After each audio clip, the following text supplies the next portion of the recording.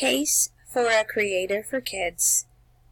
Chapter 1, Piecing Together the Puzzle.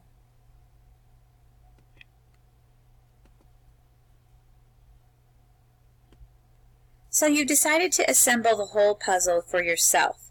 Who was right, science or God, school or church, both, neither. Beginning the search. Get ready to do some detective work. You'll look for clues about how the world got here, and whether God had anything to do with it, or whether there is a God in the first place. But that's not so easy, is it?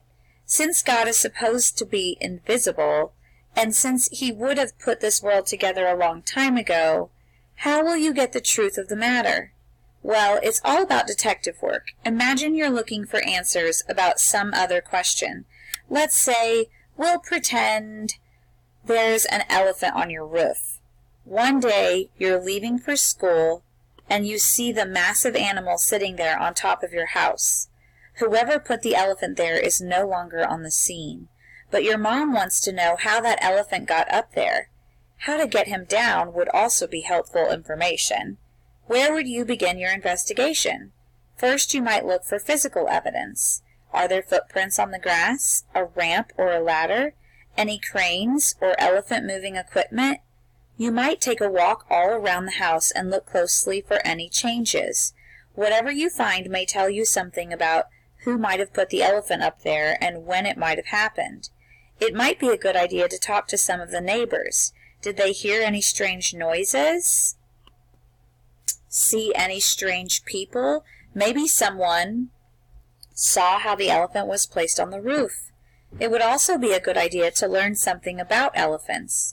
You might go to the zoo and talk to an elephant expert.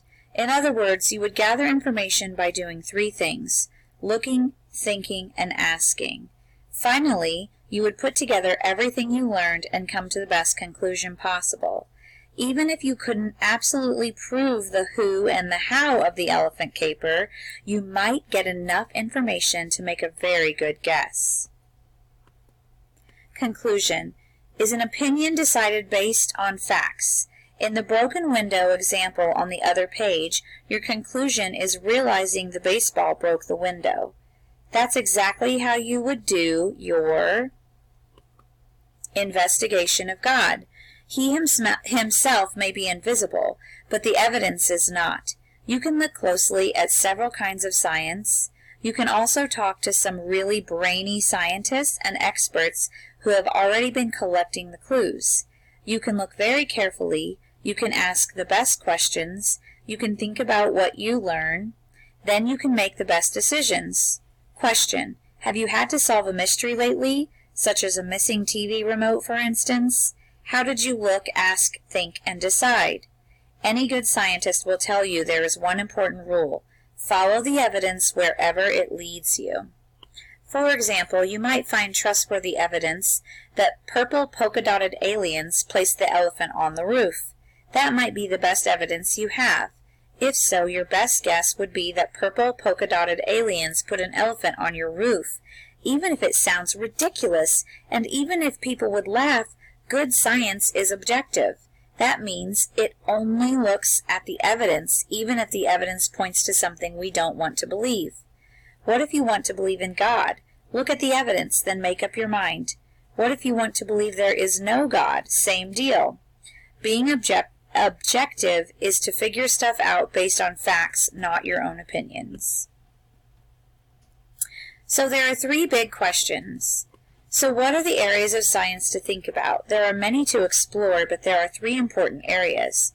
Your body is made up of cells. Cells are teeny tiny things. You can't see them without a microscope, made up of even tinier things called proteins. Imagine a snowflake. Millions and millions of snowflakes are packed together. Make a snowman just like millions and millions of cells make you. The first is called cosmology, which is the study of how the universe was formed. What can scientists tell us about the beginning of the world? And what can we conclude about whether God was involved or whether the universe came to be in some other way? The next areas are physics and astronomy. Physics tells us how things in the world work. For instance, if an elephant falls off your roof, it is because of gravity, and that's physics.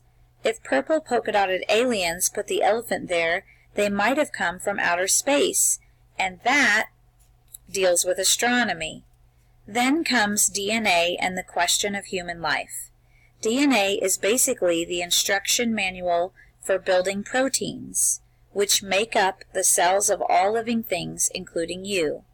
Is there any evidence that an intelligent designer put this complicated information into DNA? If not, where does the evidence lead?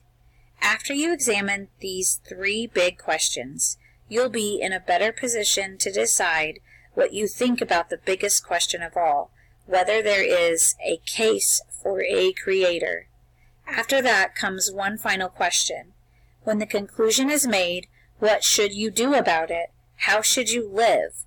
What you should do about it right now is turn the page.